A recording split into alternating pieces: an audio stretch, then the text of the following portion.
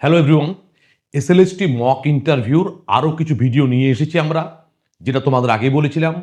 এইগুলো পুরোপুরি আনস্ক্রিপ্টেড, যেভাবে সত্যিকার ইন্টারভিউ হয় একইভাবে, এবং প্রত্যেকটি ইন্টারভিউর পরে তোমরা আগের ভিডিওগুলো তো দেখেছো, খুবই মূল্যবান ফিডব্যাক দেওয়া আছে।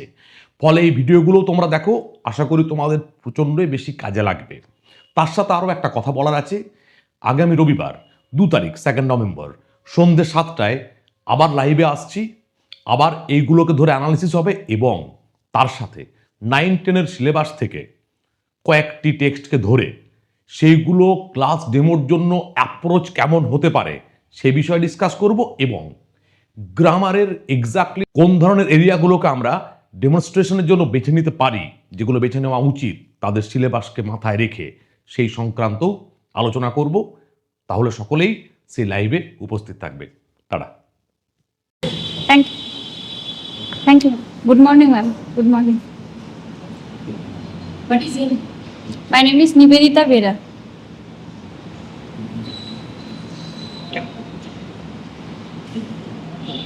And you from?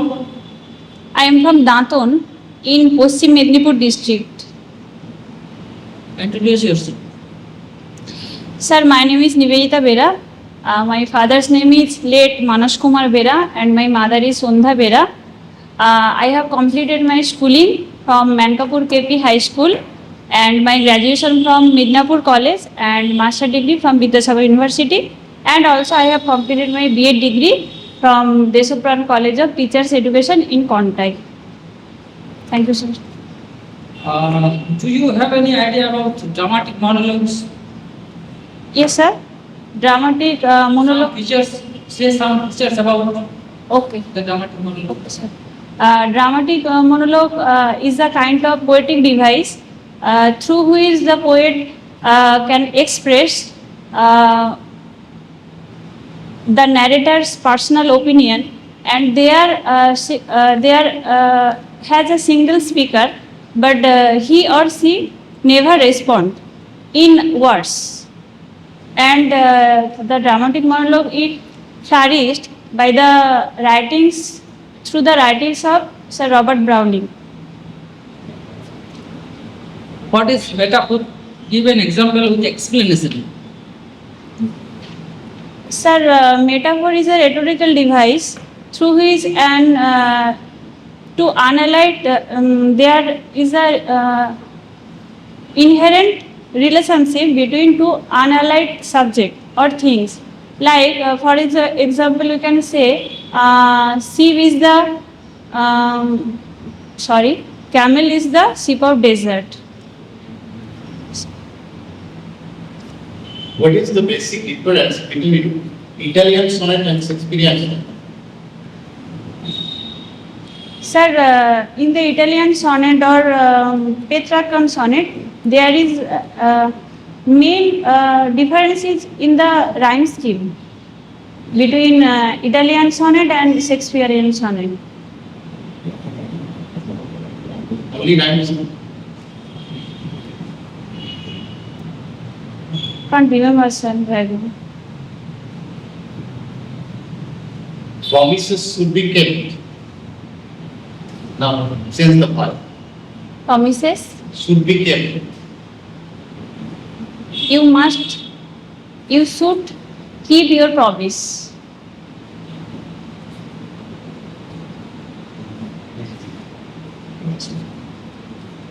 Have you read Writers to the Sea? Sorry, ma'am. Have you read Writers to the Sea? Yes, ma'am. What is the theme?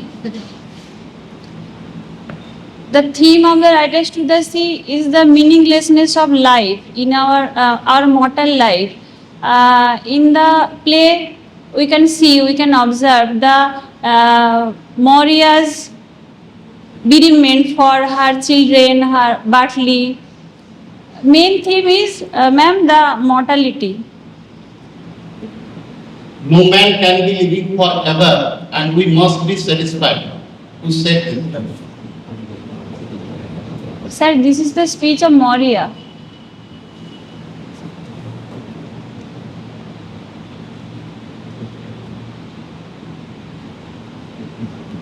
Okay, give your demonstration. I just have three questions.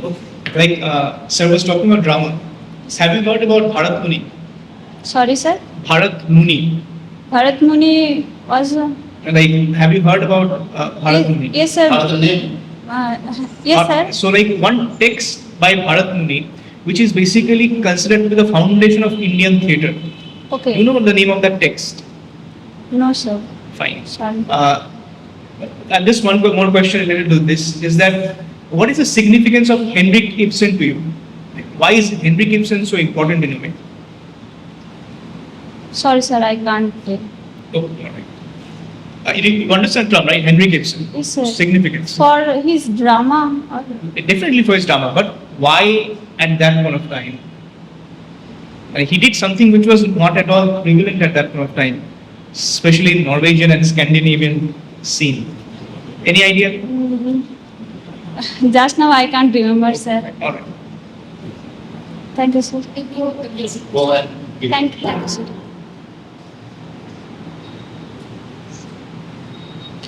Sir, can I consider you as my students? Thank you, sir. So, how are you all? Very good. I am also fine. How was your holiday? Fine. Right. Okay. Acha, tell me one thing. Do you ever afraid of try something new, of for doing something new?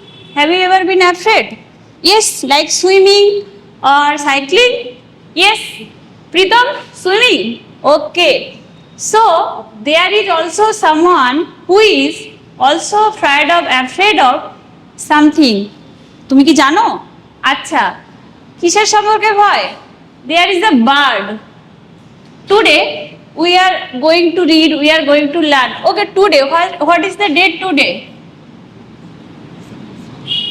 12 of October 2025. Okay.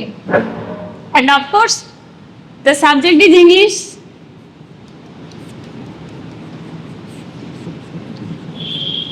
So, today we are going to learn about a bird who is very afraid of what? Afraid of his first flight.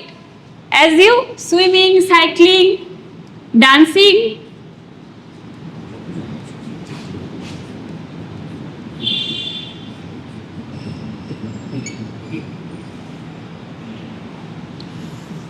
Do you know the meaning of the word flight? Flight means, do you know? Yes, Preeti? What is the meaning of the word flight? Okay, thank you. Sit down. Flight means the activity or an action of flying. Flying where? In the air, of course. So, here his means here a bird, a seagull. Here the question is, right, the question is, who wrote this text? Right, very good, sit down. Who wrote this text? His name is Liam O'Flaherty. Can you say? Say Liam O'Flaherty. He was an Irish author. He was born in 1896 and died in 1994, recent time. Okay, back to the text. Seagull. From this name we can see seagull. এখানেই দেখতে পাবে সমুদ্র, তার মানে পাখিটা কোথায় থাকে? Of course near the sea. The seagull is a bird with short leg and grey and white feathers, and it lives near the sea coast. Near the sea coast. So here is a bird, short bird. He is very afraid, like you, like ourselves. So he wanted to fly, but he বলছি একটা তোমরা device হয়তো পড়েছো personification বলি আমরা, পাখিটাকে আমরা personify করে নিচ্ছি, এখানে বুঝতে সুবিধা হবে আমরা যেরকম গল্প বলি। তো he was afraid of flight for lack of confidence, for lack of confidence.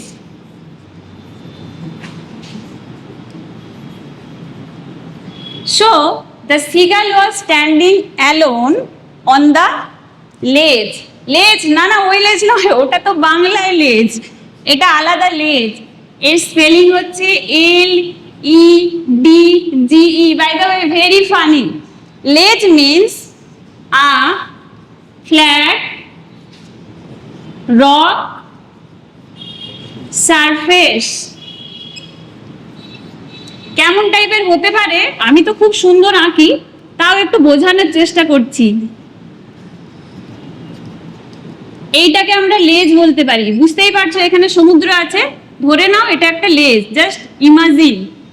তো এই লেজের ওপরে the seagull was standing alone. Why was he alone? Because his two brothers and one sister has flown away the previous day, means the day before. He can't fly. No. He may fly, but he has, as I said, he has the lack of confidence. But as your father and mother, your parents also always motivate you. So, like that, his father and mother, his parents always motivate him, but he was like us. So one day from the brink of the ledge, brink মানে হচ্ছে কিনারা, you should write it down. Brink মানে হলো কিনারা, কপিতে লিখে নাও। হ্যাঁ, তো একদিন one day from the brink he observed his two brothers and sister were flowing, and his parents motivated him, taught him the art of flying, how to dive for a fish. And he also saw that his elder brother caught his first herring. Do you know herring? Herring is a fish. Okay, ma'am. What? Thank you, sir.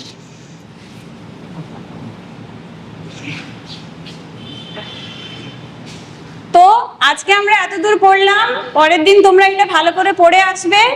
এখান থেকে যা যা problem আছে you should tell me, and I will try to give you the feedback and give you the answer. Okay, thank you. এই যে উপরে date লেখা নেই, ডিএনটি লিখি।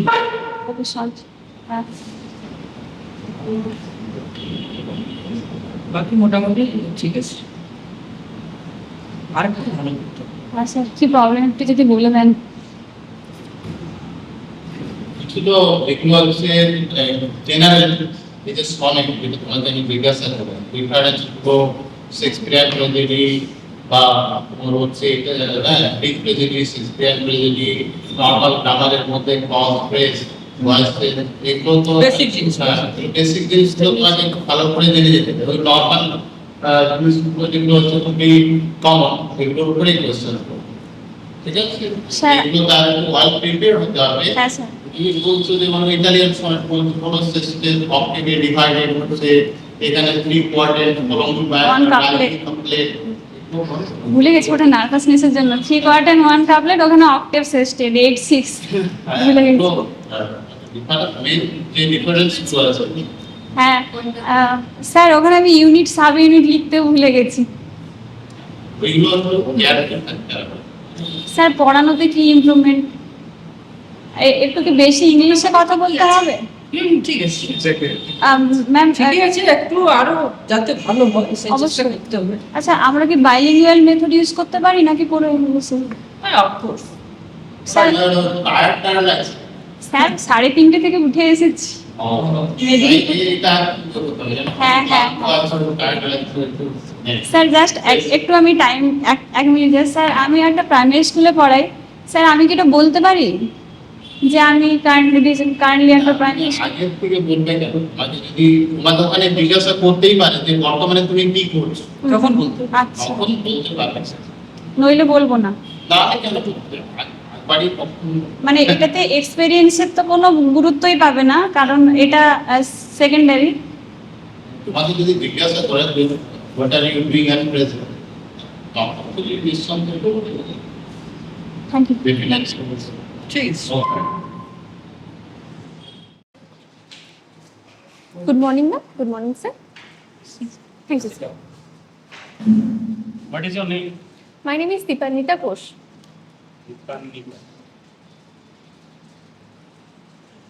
So, where from are you? I am came from Birbhum. Birbhum. হ্যাঁ। Proper Birbhum. What is the name of the village? I am Majigram, a small village of Birbhum. In which block? In which block? হ্যাঁ, it is under Siuri 2 block. Siuli. Siuri 2. Birbhum মানে তো ভীষণ সুন্দর জায়গা। পড়াশোনা কোথায় করলেন? ম্যাম, আমার পড়াশোনা মেনলি হচ্ছে বীরভূম থেকে। বীরভূমের আমি সেকেন্ডারি এবং হায়ার সেকেন্ডারি পাশ করেছি মাঝিগ্রাম হাই স্কুল থেকে। হ্যাঁ, তারপর হচ্ছে আমি বর্ধমান ইউনিভার্সিটির আন্ডারে তারপর গ্র্যাজুয়েশন করি এবং কলেজটা আমার মেনলি ছিল বীরভূমে, বীরভূম মহাবিদ্যালয়, এবং নামটাও ছিল কলেজে বীরভূম মহাবিদ্যালয়। আর পোস্ট গ্রাজুয়েশন তারপরে বিএ? না ম্যাম, আমি পার্সুয়েট করিনি। তারপর বিএ? বিএডটা করেছি। হ্যাঁ, বিএডটাও মেনলি আমার বর্ধমান ইউনিভার্সিটির আন্ডারে, এবং সেটাও হচ্ছে বীরভূমের একটা কলেজ থেকে, নাম হচ্ছে সত্যকিঙ্কর দে একাডেমি। তাহলে তুমি একদম মানে সদ্য পাস করে বেরিয়েছো? না ম্যাম, আমি পাস করেছি হচ্ছে 2020-তে আমার গ্র্যাজুয়েশন পাস হয়েছে। তারপর আমি বিএডে ভর্তি হই এবং 2022-তে আমি বিএড পাস করি। এবার বলো যে বীরভূম থেকে আসছো, ভালো একটা দারুণ জায়গা। বীরভূম হচ্ছে, আপনারা জানেন যে এটা হচ্ছে মালভূমির একটু অন্তর্গত বটে, এবং মামা ভাগ্নে পাহাড়, যেটার জন্য বীরভূম ফেমাস। এবং তার থেকেও যদি খাবারের দিক থেকে আমরা দেখি, তাহলে বীরভূমের হচ্ছে মোরব্বা বিখ্যাত, এবং বীরভূমের বিভিন্ন প্রাকৃতিক সৌন্দর্য, যেখানে আমরা গাছপালা দেখছি, চাষবাস দেখছি, সমস্ত কিছুই দেখছি। এবং সেখান থেকে বীরভূমের মেনলি কৃষিজীবী বেশি, এবং পাহাড়ের সাথে সাথে সেখানে কৃষিজীবী রয়েছে, কৃষিকাজ রয়েছে। তো সব মিলিয়ে বীরভূমটা প্রকৃতির আন্ডারে আমরা বলতে পারি। বীরভূম তো আরেকটা দিক থেকেও বিখ্যাত, বলবো সংস্কৃতির শহর। হ্যাঁ, সংস্কৃতি। এবং আমি ক্ষমা চেয়ে নিচ্ছি যদি এটা আমার ভুল, আমার নার্ভাসনেসের কারণে হতে পারে, কারণ আমি রবীন্দ্রনাথ ঠাকুরকে যে মেনশন করছি না, এটা সিরিয়াসলি আমি ক্ষমা চাইছি এটা। কারণ বীরভূমে বলতে গেলে প্রথম মাথায় আসে রবীন্দ্রনাথ ঠাকুর, এবং তার থেকেও বেশি মাথায় আসে শান্তিনিকেতন, কারণ শান্তিনিকেতন ছাড়া বীরভূম ভাবা যায় না। তো শান্তিনিকেতনের যে সৌন্দর্য, যে প্রাকৃতিক বা সেটা সংস্কৃতি এবং পড়াশোনার দিক থেকে আমরা জানি এখন ওয়ার্ল্ড হেরিটেজ পেয়েছে তারা, এবং সেদিক থেকে তো শান্তিনিকেতন একটা সংস্কৃতির দিক থেকে বীরভূমকে অনেকটাই এগিয়ে দিয়েছে। আর বিশ্বকবি রবীন্দ্রনাথ ঠাকুরের যে অবদান আমাদের বীরভূমে, তো সেটা অনস্বীকার্য একদমই। বিশ্বকবি রবীন্দ্রনাথ ঠাকুরের অবদান শিক্ষা ক্ষেত্রে কি আছে? শিক্ষাক্ষেত্রে তিনি বিভিন্ন রকম যে কবিতা লিখেছেন এবং কবিতাকে যে একটা রূপ দিয়েছেন, তো সেখান থেকে তারপরে হয়তো অনেক যে কবি লেখক আছে তারাও তার থেকে অনুপ্রাণিত হয়েছে, এবং সেখানে তিনি যে গ্রাম্য সংস্কৃতি নিয়েও লিখেছেন অনেক সময়। তো সেজন্য আর কি তিনি মানে মানে তার অনুপ্রাণিত হয়ে বিভিন্ন কবিরাও লিখছেন। এবং স্কুল লেখালেখি করেছেন না আমাদের স্যার বললেন তো Teaching particular in the teaching method what is the মানে ইম্পর্টেন্ট? শান্তিনিকেতন সবকিছুর থেকে আলাদা কেন? মানে শান্তিনিকেতন ধরুন এই ধরনের কোথাও তো হতে পারে, কিন্তু শান্তিনিকেতন শুধু বাংলাকেই বিশ্বের দরবারে পৌঁছে দিয়েছে, তাই তো? হ্যাঁ, কেন ওনার মানে কি স্পেশাল ভাবনা চিন্তা ছিল, কি বিশেষতা মানে তিনি নিয়ে এসেছিলেন শিক্ষার ক্ষেত্রে? আপনি জানেন ওটা, বলুন একটু। হ্যাঁ, এটা বলতে উনি যেটা পারবো না মুক্ত এডুকেশনের কথাটা মনে আছে? ফ্রি এডুকেশন, মুক্ত এডুকেশন শান্তিনিকেতনে এখনো তো আমাদের গাছের তলায় বসে ক্লাস হয়। হ্যাঁ, ওটার টার্মটা আমাদের চার দেওয়ালের মধ্যে বদ্ধ আছে, হ্যাঁ। সেই ব্যাপারটা না থেকে যাই হোক, আমি একটু আলাদা প্রসঙ্গে যাচ্ছি। হ্যাঁ। এক প্রেজেন্ট একজন বিখ্যাত আমাদের আছেন বীরভূমে, মানে এক নামে আমরা সবাই চিনি। তিনি কে? বীরভূমে কিন্তু ওনার বাড়ি। মানে খুব সহজ সরল জীবনযাপন, কিন্তু অনেক অনেক বড় মাপের মানুষ। মানে সেটা শিক্ষা ক্ষেত্রে না হোক, কিন্তু যদি পরোক্ষভাবে শিক্ষা ক্ষেত্রেও যুক্ত, মানে মা সরস্বতীর অবদান বলতে পারেন আমি যদি বলি। আমরা সকলে জানি, আপনিও জানেন, গানের জগতের ব্যক্তি, গানের জগতে আচ্ছা, মনে পড়ছে না। ঠিক আছে, যাই হোক আরেকটা বলছি, বীরভূমের নলহাটির নাম শুনেছেন? নলহাটির কাছে সেখানে আরেকজন আমাদের বিখ্যাত ব্যক্তি ছিলেন, আমাদের ভারত বিখ্যাত তিনি, ভারতের একটা মানে কি বলবো খুব শ্রেষ্ঠ ব্যক্তিও হয়েছিলেন, কিন্তু এখন নেই। নামটা বলবো? না স্যার, পারবো না ওটা। ওকে, রাষ্ট্রপতি ছিলেন না, আসলে প্রণব মুখোপাধ্যায়, মাননীয়। মাননীয় Pranab Mukhopadhyay. Okay, what is the purpose of education? এডুকেশনের পারপাস কি? The purpose of education, it encourages the students and it builds the students' character. When we saw children from class 5, they did not know what is the other world, or they did not know, but they do not know what kind of thing they will do in future. So education brings a character building of the students, and then if they will be educated, they will go for future for our country. So what is the role of teacher in character building of students? At first, a teacher is an experienced man. He went through the process. He knows about what will be the students, and he builds the character How? to teach them and to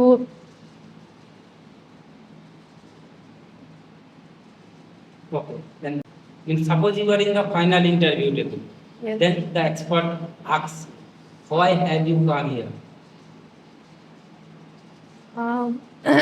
I come here because at first I cracked WBSLST and to give an interview,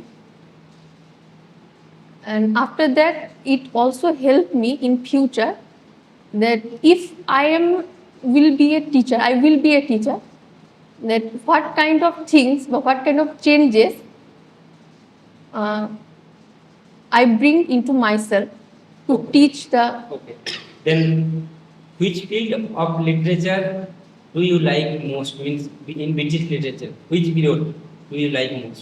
It is of course romantic literature. Romantic. Very good. Then, what is romanticism? Romanticism, mainly it's love for nature, because if we saw the Anglo-Saxon period to mainly pre-romantics, the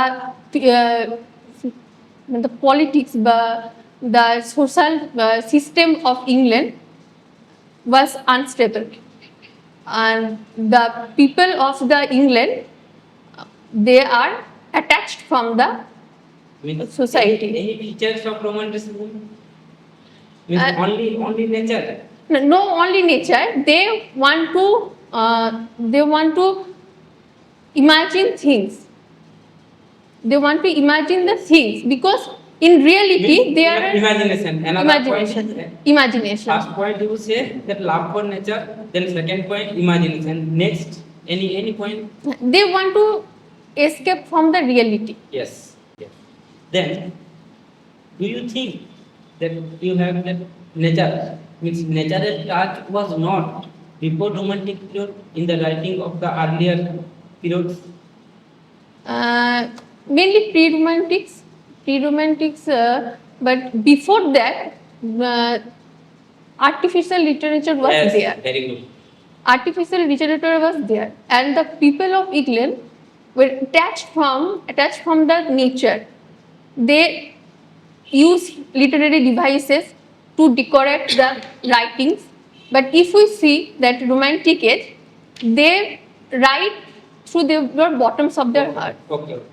ওকে, ধরে নিন আপনি চাকরিটা পেলেন, স্কুলে গেলেন, ক্লাসে গেলেন, নির্দিষ্ট পিরিয়ডে ক্লাসে গেলেন, গিয়ে দেখলেন যে দুটো ছেলে বা দুটো মেয়ে খুব মারামারি করেছে, একজনের নাক ফাটিয়ে দিয়েছে এবং নাক দিয়ে রক্ত ঝরছে। সভাপতি দিদিমণি পাশে এলেন যখন, গিয়ে নিয়ে আপনাকে কমপ্লেন করবেন যে দিদিমণি দেখুন আমাকে মেরেছে, নাক দিয়ে রক্ত পড়ছে, কাঁদছেও, তাহলে আপনি কি করবেন?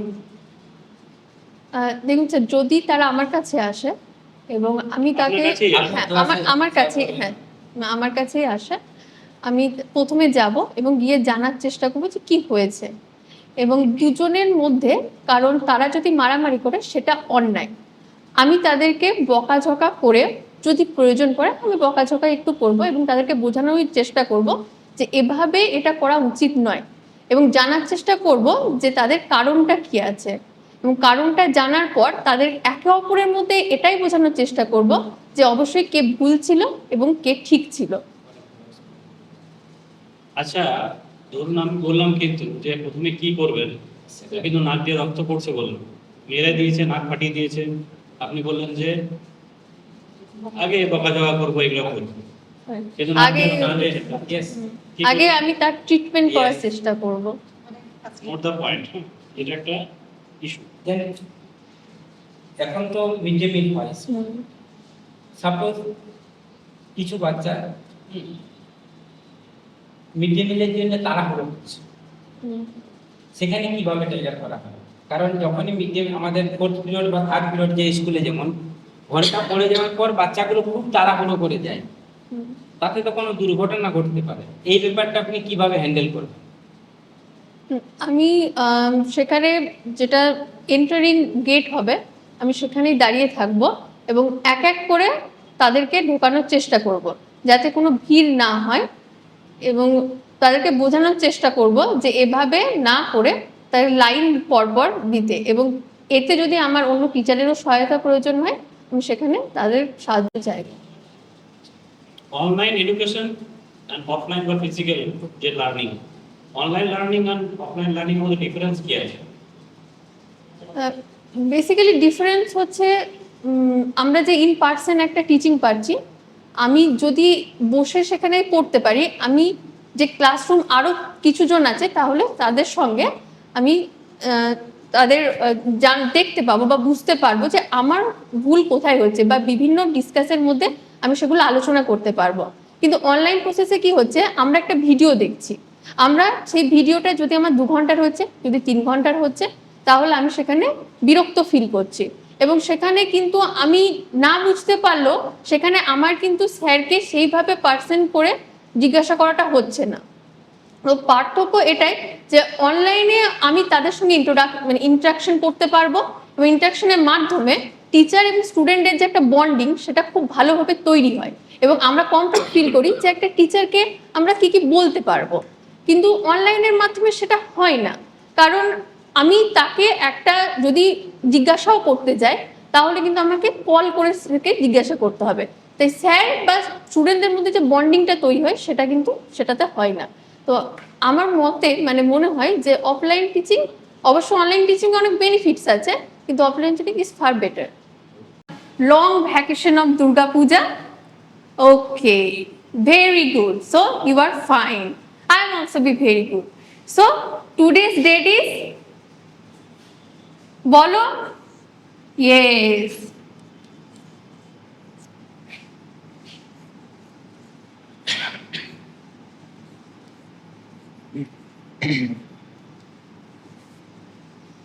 okay. So, do you know that in which month Durga Puja will happen? Yes, Hamaira, tell me. Yes, thank you. ঠিক একদম, it is in শরৎকাল. We call it in Bengali. But do you know that in English what is it called? Yes, Ram, please say it. Yes, very good. It is called autumn.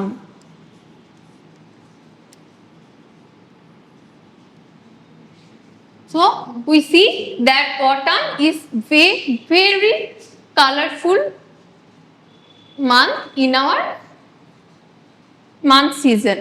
So autumn, autumn কি করে, শরৎকালে আমরা দেখি বিভিন্ন ধরনের পুজো পার্বণ হয়, কিন্তু আমরা কি জানি যে অটাম বা শরৎকাল বিভিন্ন রকম হয় বিভিন্ন দেশে, যেমন ধরো ইংল্যান্ডে কিরকম হয় জানো? ইয়েস, ইংল্যান্ডে এটা খুবই শুষ্ক হয়, মানে ইংল্যান্ডে এটা এতটা আমাদের কালারফুল হয় না, কারণ সেখানে চলে আসে কি শীত চলে আসে এরপর। তাহলে অটাম খুব শুষ্ক ধরনের হয়। তাহলে আমরা আজকে কি করব, অটাম সম্পর্কে জানবো এবং অটামের যে অ্যাটমসফিয়ারটা আছে সেটা আমরা জানার চেষ্টা করব। তাহলে এটা জানার জন্য আমাদের কি আছে, আমরা এটাকে সহজ করে দেওয়ার জন্য আমাদের বইয়ে একটা কবিতা আছে যার নাম হচ্ছে অটাম। তাহলে autumn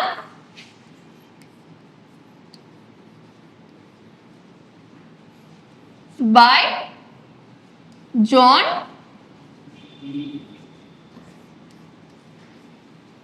Clare. John Clare. Okay. John Clare is an English poet who wrote mainly in nature things. ठीक है? ठीक. Then John Clare. নামটা সবাই লিখে নাও একটু খাতায়, তাহলে বুঝতে সুবিধা হবে। Okay, so let's start the class and listen to me carefully. Autumn. Then first stanzaটা আমরা পড়ে দেখব। তাহলে ফার্স্ট স্ট্যান্জাটা দেখছি যে কি আছে। প্রথম লাইনটা দেখো। Yes, let's recite with me. I love the fitful gust that shakes the casement all the day. তাহলে আমরা প্রথম লাইনে কি পেলাম? ফিটফুল, একটা শব্দ পেয়েছি আমরা fitful.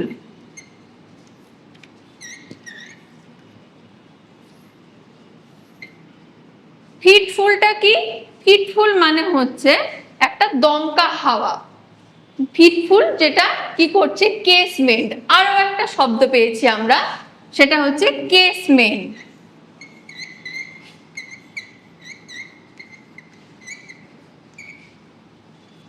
Oh, Arijit, please tell me what is casement? Do you know? Yes, very good. Casement is a window which looks like door. The casement is a window which looks like door. তাহলে কি হচ্ছে, mainly একটা দমকা হাওয়া যেটা কি করছে, আমাদের যে উইন্ডো গুলো আছে সেই উইন্ডো গুলোতে হাওয়াটা আসছে এবং তখন সেটার আওয়াজ হচ্ছে। তারপর লাইনটা দেখো, and from the mossy elm tree shakes that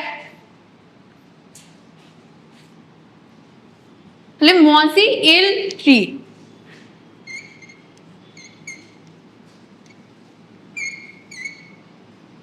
মসি মানে হচ্ছে যেটাতে মস জমে গেছে। তাহলে মস জমে গেল যেটা এম ট্রি হচ্ছে এম গাছ। তাহলে এম গাছের যে শ্যাওলা জমাটা যেটা এম গাছ আছে সেটা কি করছে, takes the fates away. Sorry sir, আমার লাইনগুলো মনে পড়ছে না। হ্যালো, হ্যাঁ প্লিজ প্লিজ।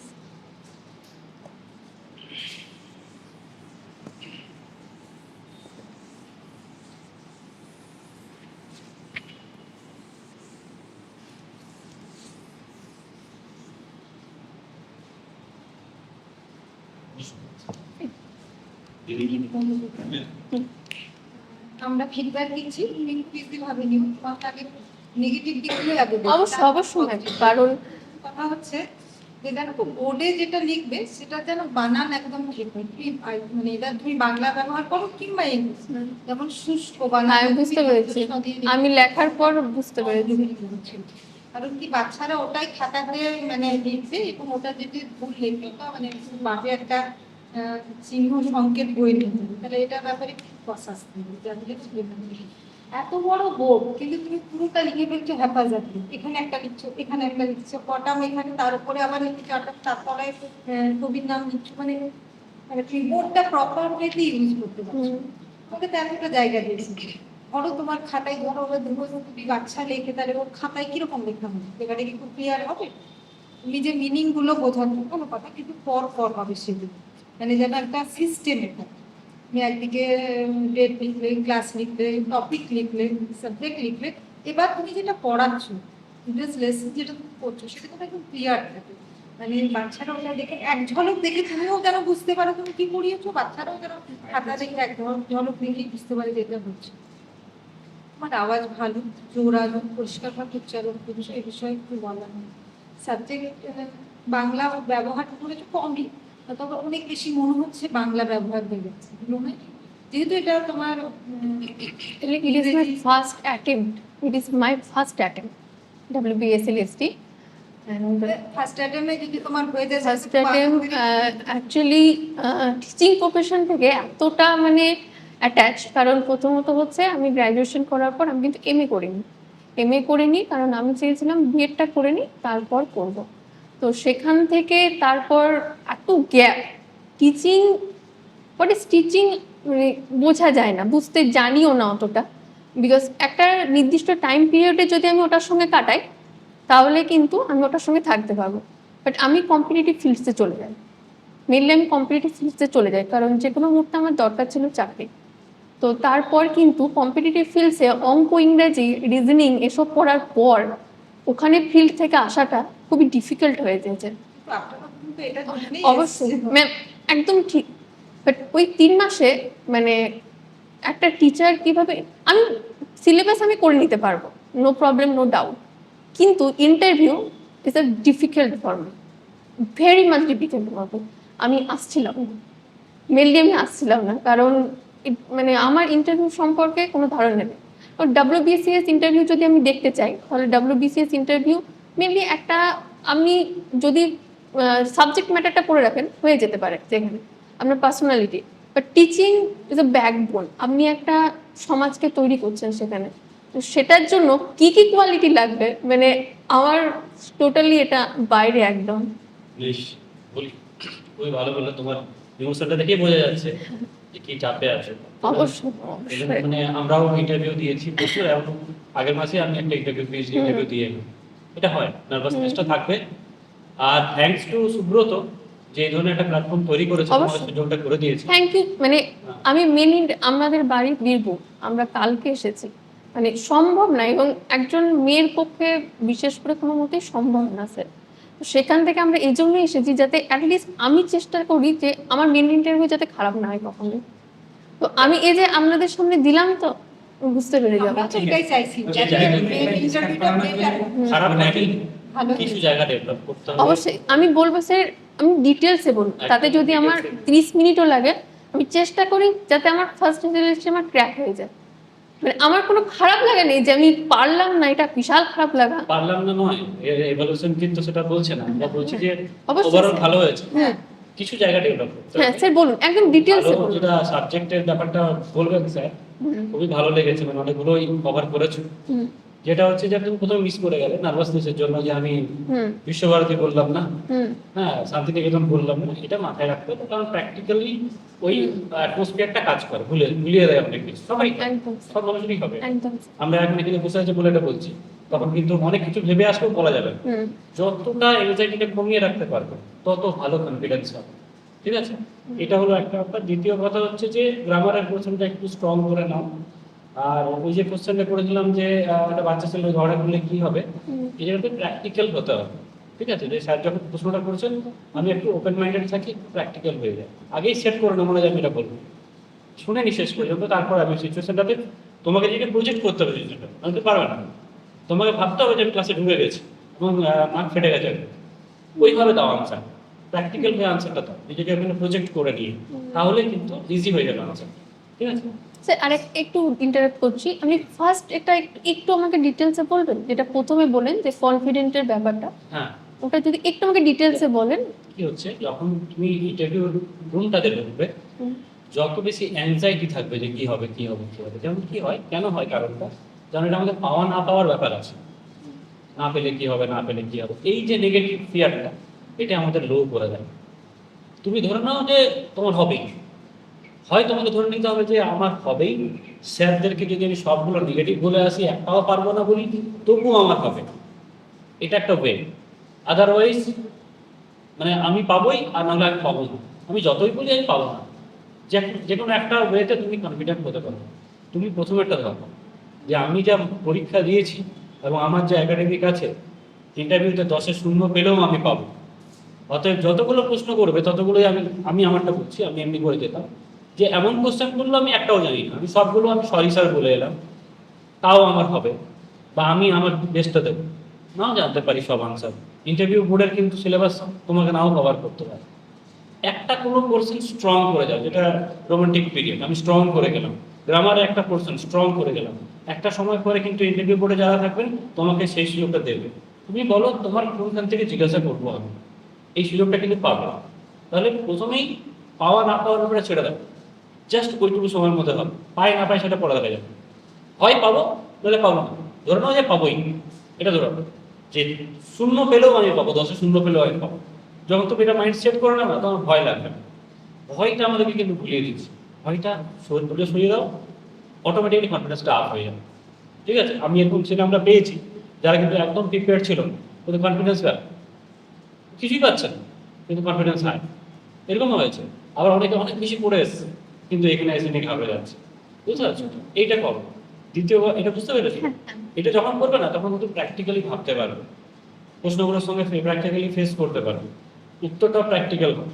ঠিক আছে, আর যেগুলো সাইকোলজির যে ব্যাপারটা বললাম ওগুলো একটু দেখে নেবে, সবগুলো কমিশনগুলো বারবার, কয়েকটা বেশি না, প্রথমে 7-8টা কমিশন হয়তো ইম্পর্টেন্ট আছে, যেগুলো বলতে পারলেই হবে। এরপরে চলে যাবে বোর্ডটার কোনায় একটা ডেট লেখা আছে, ঠিক আছে, ওটা হয়তো পুরোনো ডেট হতে পারে, ক্লিন করে নেবে। যদি না আগে স্যার করে গেছে তাহলে ক্লিন করে নেবে, তারপর তুমি ডেটটা পুরোটা লিখছে যেভাবে সেভাবে লিখ। ঠিক আছে, আর যেটা আমি প্রথমে বললাম, যতটা তুমি বাইলিঙ্গুয়াল হবে, কখন হবে? যখন ওরা বুঝতে পারবে না তখন। যদি তুমি বুঝিয়ে দিতে পারো পাওয়ার মানে কি, then why should you be to mother tongue, to mother tongue.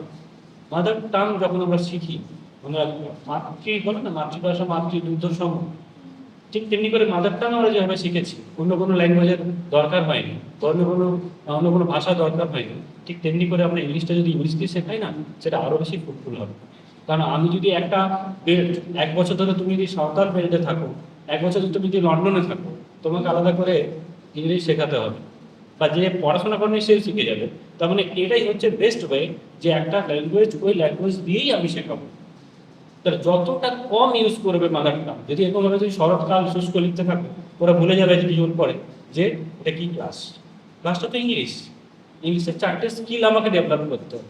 এই 4টে স্কিল ডেভেলপ করার জন্য যতটা তুমি অ্যাভয়েড করবে অন্য ল্যাঙ্গুয়েজ, তত ভালো। এটা কিন্তু খেয়াল রাখবে, যতটা পারবে ইংলিশ দিয়ে পড়াবে, যতটা পারবে বোর্ডে কখনো তুমি ভুল করেও বাংলা লিখবে না ইংলিশ ক্লাসে, তাহলে ওদের কিন্তু ওরা ভুলে যাবে স্টুডেন্টরা যে কিছু ক্লাস হচ্ছে। এটা কিন্তু একদম 2 পয়েন্ট থাকবে, ভালো করে রাখবে। ঠিক আছে, আর হচ্ছে একটা জায়গাতে বলার সময় সমস্যা হচ্ছে যে এই ইংলিশ টু বলবে, ঠিক আছে, John Clare is a English code, কানে লাগবে, আমারও আর স্যার উনিও নোট করলেন, আমিও নোট করলাম সঙ্গে সঙ্গে। এটা যেন না হয়, কানে লাগবে না, ইংলিশ প্রোনাউন্সিয়েশন এবং এই ধরনের গ্রামারগুলো যেন ভুল না হয়। বাচ্চারা যদি শোনে তাহলে ওদের কিন্তু গেঁথে যাবে, যেটা ম্যাম বললেন শুষ্কটা লিখে গেঁথে যাবে, এটা যেন না হয়। মেমোরাইজেশনের যে ব্যাপারটা ছিল, মানে কবিতাটা মুখস্থ করে এসছো কিন্তু মনে হয় ভালো করে পাবো না স্যার, নার্ভাসনেসের কারণে আমি পুরোটা ভুলে গেছি। Please take your seat. Thank you, ma'am. Thank you, sir. Good morning, everyone.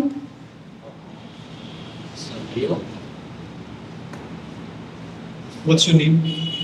My name is Nilanjana Patra. Tell me something about yourself. I am Nilanjana Patra. I come from Bankura. I have completed my graduation from Khatra Adivasi Mahavidyalaya in the year 2017, and later I have pursued my B.Ed degree from Swarajnagar Teachers Training College in the session 2017-2019, and then I have completed my masters in the English language and literature in the University of Burdwan, the same university for where I have completed all 3 my academic and professional degrees. Currently, I am working as an assistant professor, assistant primary teacher under the DPSC Purva Bardhaman. Besides teaching, I take interest in hand embroidery, and in my spare times, I'd like to listen to the audio stories as well. Thanking you everyone for giving me this opportunity to sit before you and say something about myself. So what is a sonnet? A sonnet is basically a 49 poem, and 49 poem. Only 49. No, not only a 49 poem, but currently I am remembering that a sonnet is a 49 poem, and it has so many variations. That is Petrarchan sonnet, and with octave and sextet, and Spenserian sonnet, Shakespearean sonnet, and basically the sonnet form is worldwide popular. That is a Shakespearean sonnet with the rhyme scheme ABAB, CDCD, EFAF, GG. What is the basic structure of Shakespearean sonnet? Basic structure of Shakespearean sonnet is 4 couplets. Three tercet and a couplet. How many sonnets did Shakespeare write? Shakespeare wrote 154 sonnets. Among them, 126 are dedicated for fair wit, fair youth, or it is known. They are known as Fairwit series, and then 126 to 152 is for the Dark Lady or Dark Lady series, and then the other two, 153 and 154. Honey tastes sweet. Let's change the pie. Honey is sweet when it is tasted.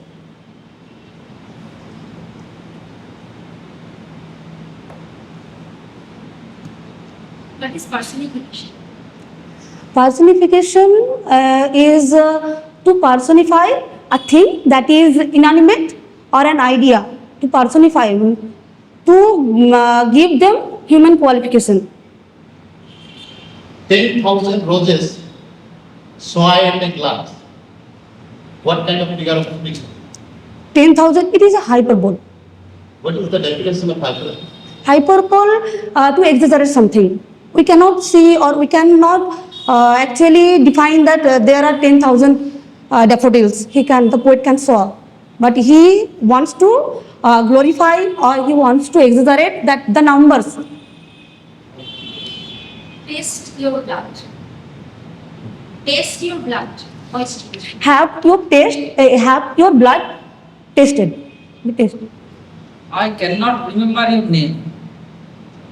Please change the word remember by using it with a reserve verb.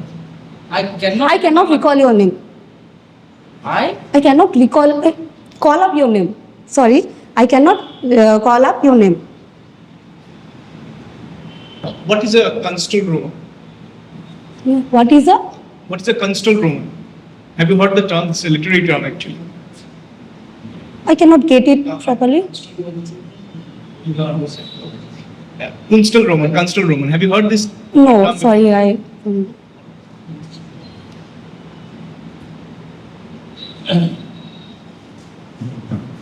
So, like, how do you define or see soliloquy as an important aspect of literature? Soliloquy is used popularly in the play or drama. It is a literary form or device in where a single character is present in the stage, and he is expressing his thought, and there is no other person in the stage, and that is soliloquy. He is expressing his thought toward the audience. There is no other person in the stage. I think from soliloquy there is no, the stage is shared by only one person. If it is the aside, then there are other persons and they cannot hear their talk, what the person is talking, then it is aside. But in soliloquy, I think that there is only one person present in the stage. Like, for one thing, like, have you heard the name Thomas Machiavelli? No. Wood's Dispatch. Who is? Woods Dispatch?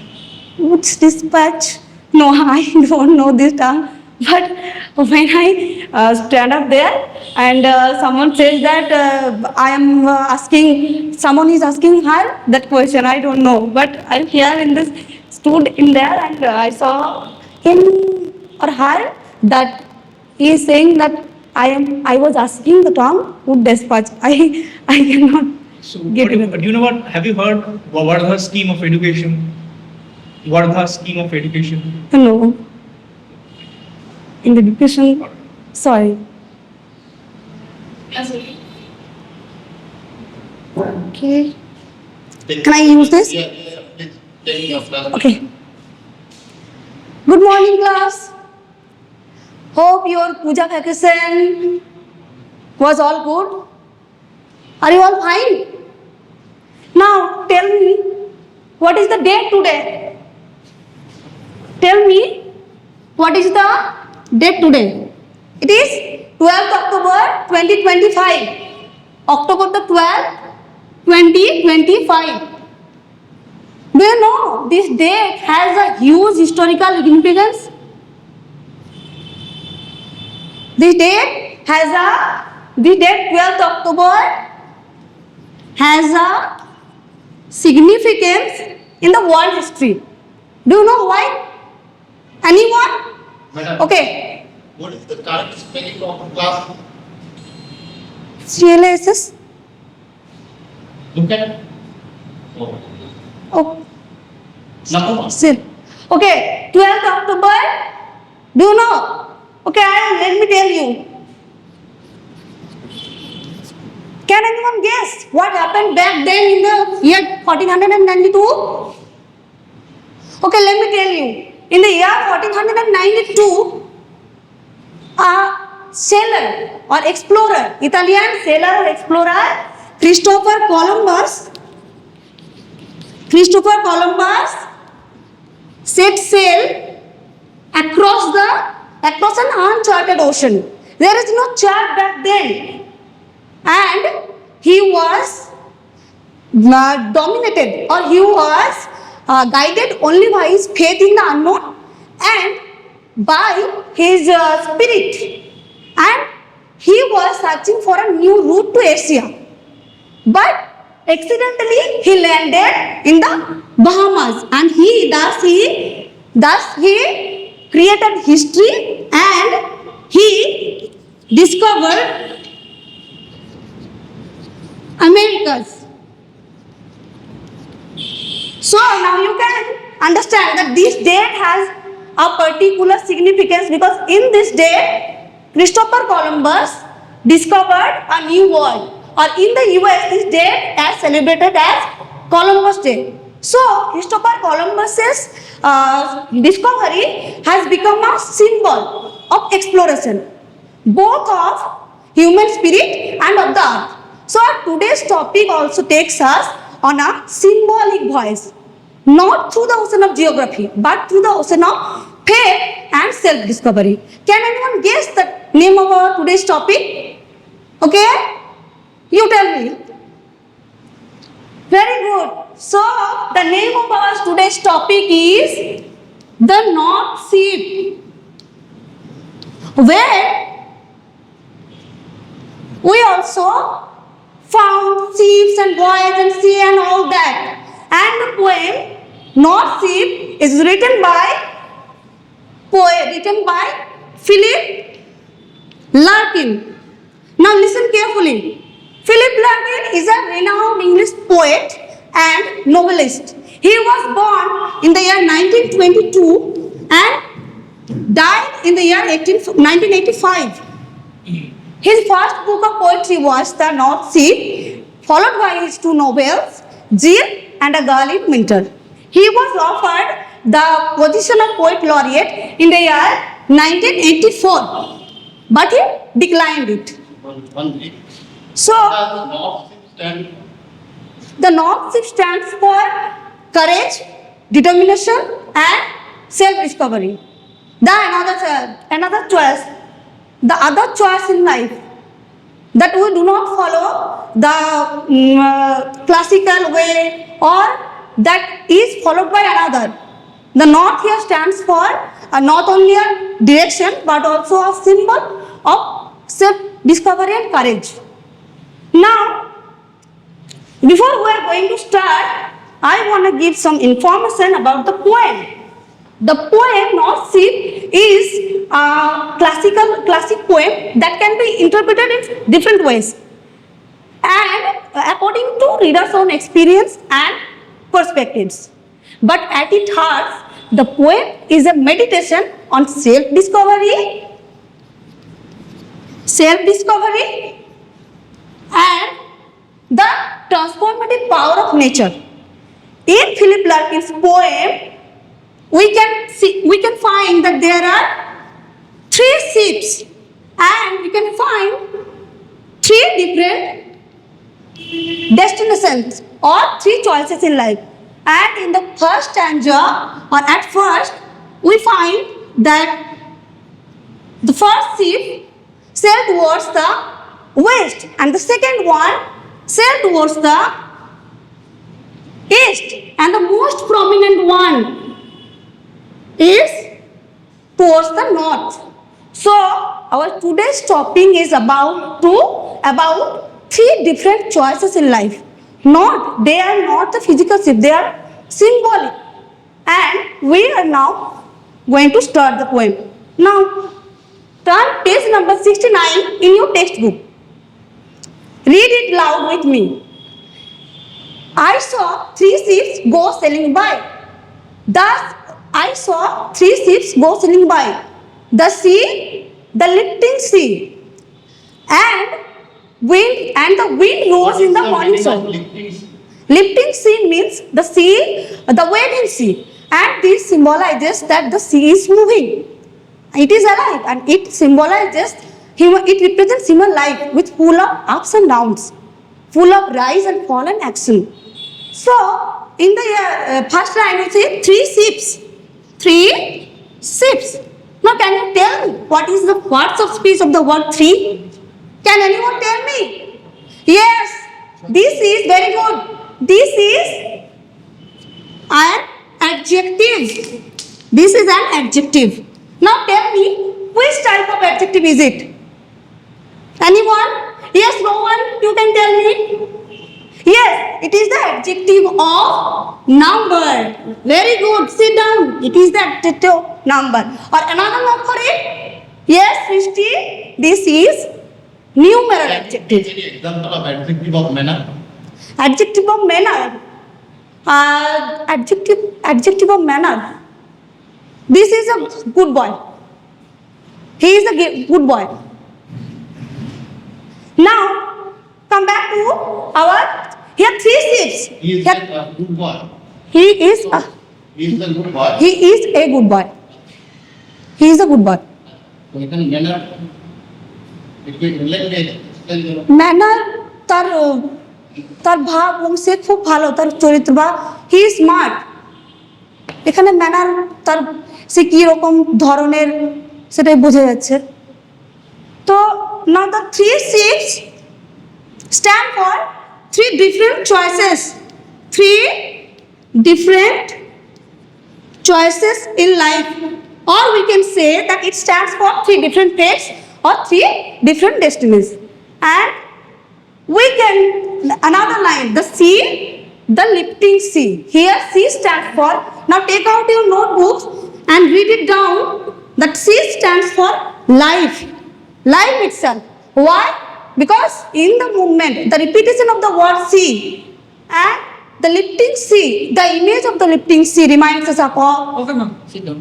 Okay.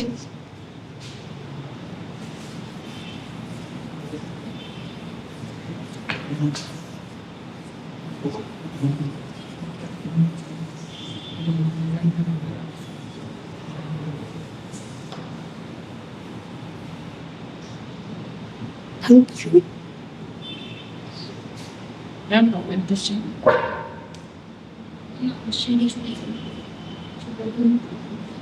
ব্যাপারটা হচ্ছে খুব তাড়াহুড়ো করছে। আচ্ছা, আচ্ছা। যেটা- ঠিক আছে। আর একটা হচ্ছে ইররিলেভেন্ট কিছু বলবে না, যেমন তুমি একটা ডিসকাস করছিলেন যে বাইরে বলছিল তো তোমাকে তো ওটা জানানোর প্রয়োজন নেই। ওটা বলার দরকার নেই। ওই ধরনের কিছু ইররিলেভেন্ট ম্যাটার নিয়ে ডিসকাস করবে না, বৈদ্যুতিক ইরিগেশন বাড়বে, ঠিক আছে? আর তুমি যেটা জানো বা জানি না। সেইটাকে ক্লিয়ারলি এক্সপ্রেস করবে, এবং একটু স্পিড হয়ে যাচ্ছে না। তুমি যখন বলছো বড় খুব স্পিডে যাচ্ছ নাকি? হ্যাঁ, প্রাইমারিতে নাকি কোথায়? মানকর, হ্যাঁ? মানকর মানে দুর্গাপুর আর বর্ধমানের মাঝে। স্টেশন আছে। অ্যাকচুয়ালি স্পিড হয়ে যাচ্ছে কারণ 3 মিনিট 5 মিনিটের মধ্যে করতে হবে, তো ওই জন্য তোমার ওটা মাথাতে চলছে আর কি। বুলেট ট্রেনের মতো যাচ্ছে, অত স্পিডে গেলে হবে? যতটা হতে হবে বাচ্চাদের বা আচ্ছা, মানে আমি যতদূর পারবো ততদূরই পড়াবো ওই টাইমের মধ্যে, তাই তো? তোমাকে কোনো বলেনি তো যে তোমাকে এই 10 লাইন 2 মিনিটের মধ্যে পড়তে হবে, তাতে স্টুডেন্ট বুঝুক না বুঝুক, যতটা পৌঁছাচ্ছে আচ্ছা, মানে আমাকে wait you have to clarify to the student whatever you are going to teach them. আমি যা পড়াচ্ছি, যেমন তুমি তো পড়াচ্ছ, এক্সপিরিয়েন্স আছে, তাহলে আমাদের নতুন করে তো বলার কিছু নেই। তুমি যদি বলবো যে স্পিড হয়ে বাট যাচ্ছে, এখানে কি যে একটা এটা ভালো করে জানো, সেইটাকে মানে যেটা সাবজেক্টিভ যেটা আছে সেটা একদম ডিটেল জেনে সঙ্গে ওটা তাই একটু স্টাডি ডিটেল করবে, আর স্পিডটা খুব হয়ে যাবে। আর অতটা মানে কি বলতে, তোমার অঙ্গভঙ্গিটা একটু কমা, ঠিক আছে? ওটা করতে হবে। অ্যাকচুয়ালি প্রাইমারি টিচিং তো ওদেরকে হাত নাড়িয়ে পা নাড়িয়ে করতে করতে খুব লাউড হয়ে যাচ্ছে। আর ওদের ওরকম মানে চেঁচামেচি করে তো। হ্যাঁ, আচ্ছা, মানে একটু পলাইট ম্যানারে ওটা রাখলে একটু বাকি তো তোমার বাকিটা বললাম পুরো ঠিক আছে, বাট ওই যে বলার স্টাইলটা ওটাকে চেক করে বলবে, হ্যাঁ ঠিক আছে? আর মাইনর মিস্টেক পার করে দিও না, কারণ ক্লাস দিয়ে ওইগুলো একটা সতর্ক হয়ে লিখুন। তোমাকে তো অত তাড়া নেই যে আমাকে ওটা ম্যানার দেখবে, বলার বাচন ভঙ্গি দেখবে, মানে আমাকে শুরু করে আমি শেষ যেখানে হচ্ছে হোক। হ্যাঁ আমি নর্মালি একটা ক্লাসে আছি, আমার ক্লাস যখন আমাকে থামিয়ে দেওয়া হবে ততক্ষণ। আচ্ছা, মানে পয়েন্টটা তো তোমাকে শেষ করতে বলবে না, তাহলে তো তোমাকে একটাকে নিয়ে মানে আমি তাতে যদি ইন্ট্রোডাকশনে শেষ হয়ে যায় তো ইন্ট্রোডাকশনে শেষ হয়ে যাবে, তাই তো? ইন্ট্রোডাকশনের মধ্যে সাপোজ যদি কোনো পোয়েম বা কোনো এসে যদি পড়ানো হয়, আমি যদি ওই রাইটারের উপরে রাইটারের ব্যাকগ্রাউন্ডে যেতে যেতে যদি আমার 10-15 মিনিট চলে মানে যায়, ওটাই relevant, মানে অত দেখার দরকার। তাহলে খুব বেশি ওইদিকেও যাওয়া যাবে। মানে যতটা কম ওখানে করে আমি টেক্সটে আসতে হবে, তাই তো? কোন এদের কবি ছিলেন, হ্যাঁ, 2-4 লাইন বললাম না। এখানে শেষ হয়ে গেল। ওয়াটস পড়ার জন্য রোমান্টিক এদের কবি, হুম। ন্যাচারাল পয়েন্ট আর না, ক্লাস 9-এ প্রয়োজনও নেই ওদেরকে ওটা জানানো। প্রয়োজন থাকলে তুমি অত খেতে পারবে না তো। হ্যাঁ, নিশ্চয়ই হয়তো বসে আছে এক্সপার্ট, তারা সাবজেক্ট দেবে, কিন্তু আমি অত সমস্ত আচ্ছা, আমি ওইটা যে কোশ্চেনটা পারলাম না ওইটা আবার জানতে চাইবো আর কি। এক্স্যাক্টলি, তোমার দেখো স্যার হচ্ছে তোমাকে আমি কি কোশ্চেন জিজ্ঞেস করেছিলাম? ওটা টার্মটাও আমি বুঝতে পারলাম না। কি ডিসপ্যাচ কি? Goods dispatch. হ্যাঁ, তো দেখো একটা আমাদের এডুকেশন সিস্টেমে হুম। দুটো ডিবেট সবসময়, একটা হচ্ছে অ্যাংলিসিস্ট, হুম। একটা হচ্ছে ওরিয়েন্টালিস্ট। হুম। তো ওরিয়েন্টালিস্ট ওরা বলেছিল যে Indian education system is good, আর অ্যাংলিসিস্ট যারা ছিল তার মধ্যে একজন তোমার মানে গুডস ডিসপ্যাচ বলি আমরা, রাইট? হুম। তো তোমার ম্যাকালে যে ছিল আর গুডস যে ছিল, এর বেসিক্যালি সিনোনিমাস ফিগারস। মানে তোমার থমাস ম্যাকুলে যে ছিল মেইন বলতে পারো think tank, R Charles would সেটা ছিল, সে ওই থমাস ম্যাকুলে ওটা নিয়ে অনেকটা পড়াশোনা করে তারপরে গুডস ডিসপ্যাচ একটা ক্রিয়েট করে। সেইটা আমাদের ইন্ডিয়ান এডুকেশন সিস্টেম এমনকি বলতে পারো পোস্ট ইন্ডিপেন্ডেন্স এবং প্রি ইন্ডিপেন্ডেন্স টাইম অনেকটা ডিটারমাইন করলো যে কি হবে আমাদের, বুঝতে পারলে? তো এবার কথা হচ্ছে এখানে ওয়ার্ল্ড স্কিম অফ এডুকেশন যেটা বললাম তোমাকে, সেটা কিন্তু অনেকটা মানে যখন ইন্ডিপেন্ডেন্স পাবে ভারত, তার ঠিক আগের দিকে তোমার একটা ইন্ডিয়ান মানে ফ্রেমওয়ার্ক অফ এডুকেশন কেমন হবে, কারণ আমাদের গুরুকুল সিস্টেম যেটা ছিল আর মানে ইংলিশ যারা ছিল মানে বেসিক্যালি অ্যাংলো সেকশন বলতে পারো, তাদের যে একটা ওয়ে অফ এডুকেশন সেটা অনেক ডিফারেন্ট। তো সেই জায়গায় একটা মানে প্রবলেম চলছিল, সেই দ্বিধাটার মধ্যে বুডস ডিসপ্যাচ 1854 আসছে আর ম্যাকলে একটা important figure specially Indian education সিস্টেমের রোড ম্যাপের ক্ষেত্রে। আর তাছাড়া তুমি মানে আমার যেটা মনে হয় তুমি আরো একটু সার্চ করতে পারো, স্যার তোমার লিটারি টার্মস নিয়ে জিজ্ঞেস করতে পারো, রাইট? হ্যাঁ। সেগুলো তুমি একবার রিভাইজ করে নাও। আসছে। আমাদের যেগুলো ওয়েল প্রিপেয়ার্ড হয়ে থাকে, বাকিগুলো উনি কি আছে। Thank you ma'am, thank you sir.